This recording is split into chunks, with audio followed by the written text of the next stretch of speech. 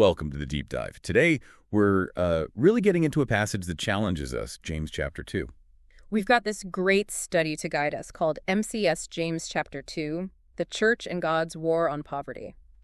MCS stands for Messianic Community Studies, we found out. Yeah, and this part of the Bible, it really doesn't pull any punches, does it? It goes right to the heart of what, real faith looks like. Exactly. When faith meets the real world, the messy parts. So our goal here, our sort of mission for this deep dive, is to unpack what James is actually saying about faith and action and poverty and this big one, favoritism. How should what we believe really change how we treat everyone, especially those folks that society often overlooks? James jumps right in. He calls his readers brothers, stressing that shared connection we have in Yeshua, Jesus, the glorious Messiah. And then bam, verse 1, the core command. Which is, practice your faith without showing favoritism. Simple, direct. Makes you stop right. It really does. And then he gives this example, verses 2 to 4, that's almost, uncomfortably familiar. Imagine you're gathered, maybe in a home like the study suggests was common. In a smaller setting. And two people walk in.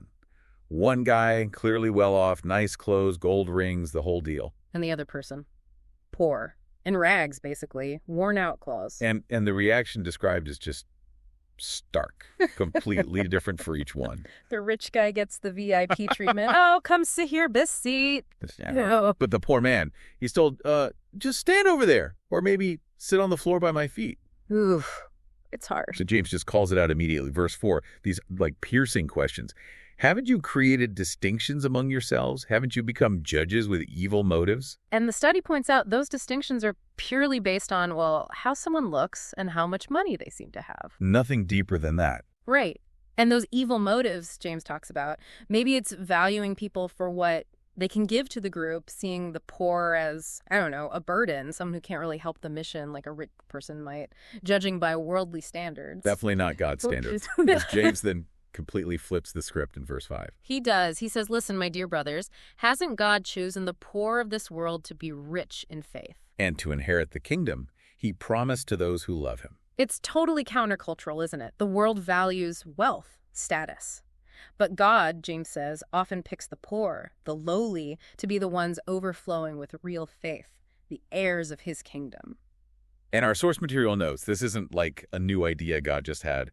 Think about Jesus' own family line in Matthew. Oh, yeah, that's right. Matthew 1, it's got people with, complicated pasts, murderers, adulterers, prostitutes, lowly shepherds, people without money. God used them. So why? Why does God often use the lowly? Well, the study suggests it makes it incredibly obvious that it's God's power doing the work, not just human talent or resources. So it brings more glory to him. Exactly. And it shows everyone, no matter who you are, what you have, that God can use you. It's encouraging. But even knowing God's view, James hits them with this really strong accusation in verses 6 and 7. He says, but you despise the poor. That word despise, it's really jarring. Yeah. And the source adds a sobering thought. If you're listening to this on a nice device in a comfortable home, by the standards James is talking about, you might be in the category of the rich he's addressing. Wow. That really makes you check yourself. Doesn't it? And James points out the irony, too. Aren't the rich often the ones causing problems, oppressing people, dragging them into court, insulting God's name? So how does despising the poor connect to slandering God's name, like he says in verse 7? The study links it back to Genesis 1.27. Everyone is made in God's image. So, when we disrespect someone, show contempt, fail to love them, especially the marginalized, we're actually misrepresenting God himself. We're not showing the true picture of Christ. Right. Jesus showed love by sharing, by meeting needs. So despising someone made in God's image is ultimately disrespecting the Creator. So favoritism, looking down on the poor, it's not just bad manners, it's a deep spiritual problem. Totally. And James then connects this directly to God's law. In verses 8 to 11, he talks about the kingdom Torah or the royal law in verse 8. Love your neighbor as yourself. That's huge. Leviticus 19.18.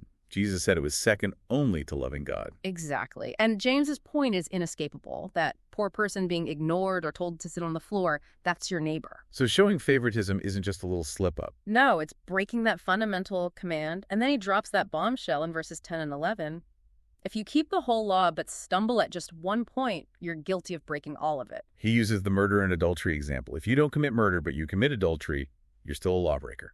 And the study clarifies this idea sometimes called sin is sin. We tend to rank sins, don't we? Like, this is bad, but that's really bad. Yeah, we do that all the time. But from God's perfect perspective, any disobedience is still disobedience. James is saying, in God's eyes, treating the poor with contempt, showing favoritism that's just as serious a breach of his law as murder or adultery. It breaks the standard. That's heavy. It means we can't just brush off prejudice or judging by appearances as minor things. Not at all. So then how should we live knowing this? Verses 12 and 13. James says, speak and act like people who are going to be judged by a Torah which gives freedom. A law that sets us free. And he adds that warning, judgment without mercy for those who haven't shown mercy. But then, the hope. Mercy triumphs over judgment. Now, the study is really careful here. This isn't saying our good deeds, our mercy, saves us. Right, it's not salvation by works. No. It's saying that if you have true saving faith, if you've received Christ's mercy, then showing mercy will naturally flow out of that transformed heart.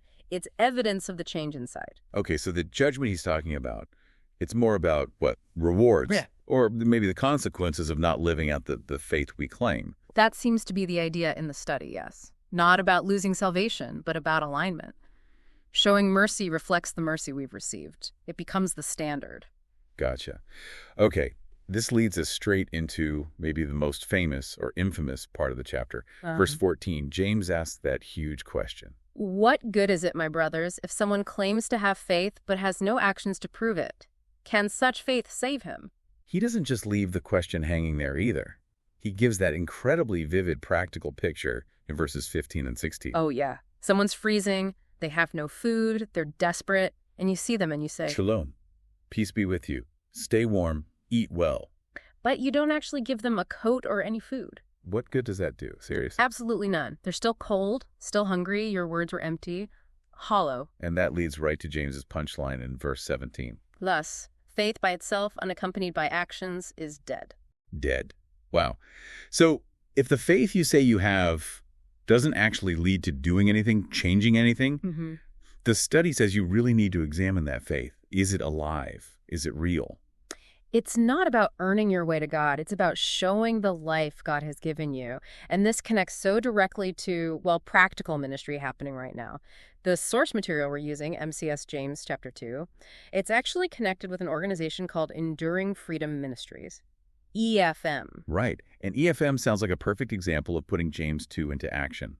They focus specifically on meeting those tangible needs James is talking about. Exactly. Like reading about what they do, providing hot meals, getting people groceries, clothing, even things like haircuts and laundry services for people who are really struggling, maybe homeless or facing poverty. It's that direct response, isn't it, to James saying, don't just say be warm and well fed. EFM is actually providing the means to be warm and well fed. It's boots on the ground stuff. And the source material actually encourages supporting this kind of work.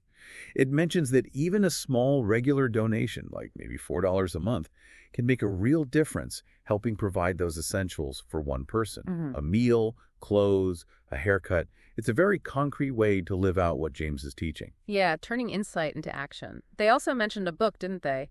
Misfits for Jesus. True accounts of people experiencing Jesus. They did. Yeah. It apparently tells stories of God working through EFM's ministry, which ties right back to what we said earlier about God using the lowly and poor, just like James highlights. Sounds like it shows the biblical truth meeting real life. This study you mentioned, it's on Amazon, maybe linked through an affiliate program. It's good to see these ancient words aren't just theory, they're being lived out. It really is. A living faith in action.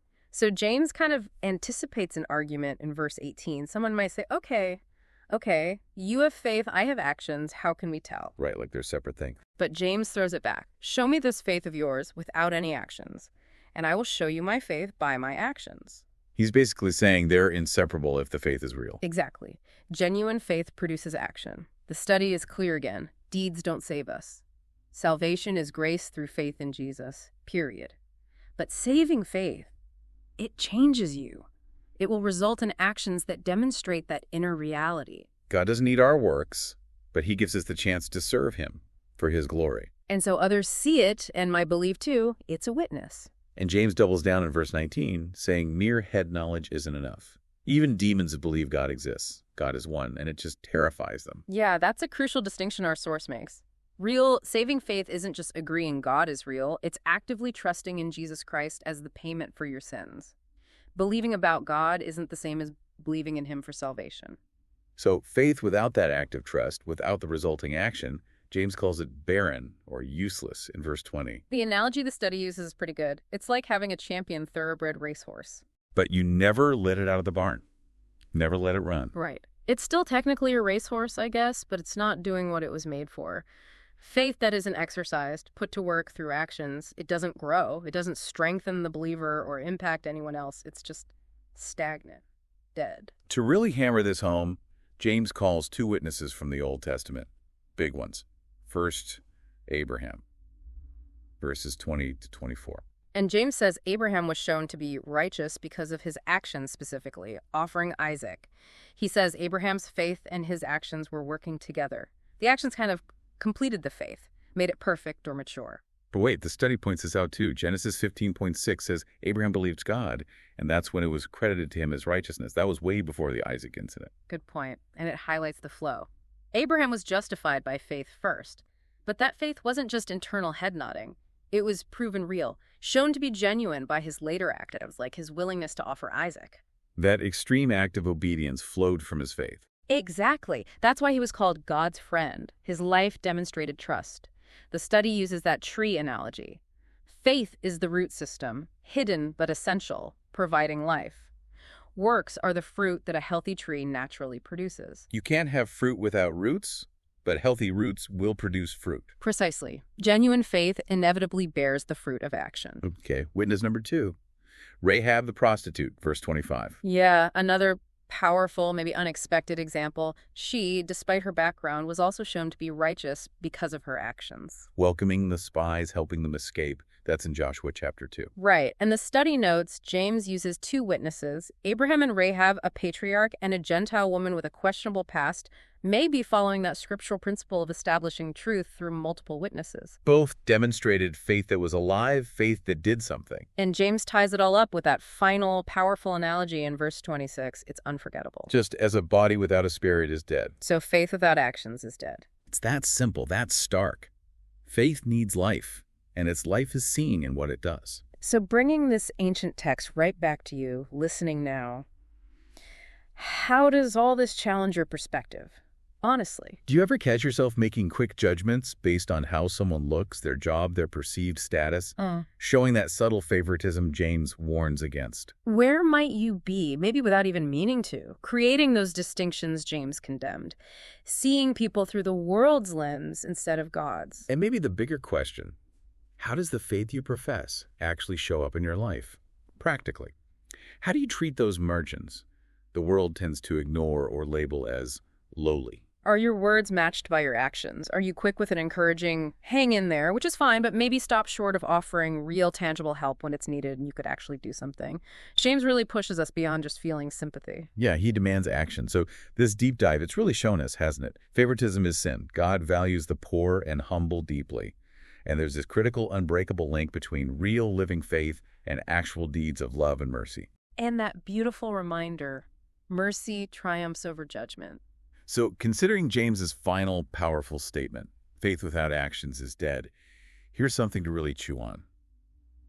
How will you let these insights from James chapter 2 shape the practical ways you live out your faith? Through mercy, through love, through real action, starting now. And hey, for more deep dives like this one, exploring scripture and talking about living it out, make sure you subscribe to the Olive Grove podcast over on YouTube.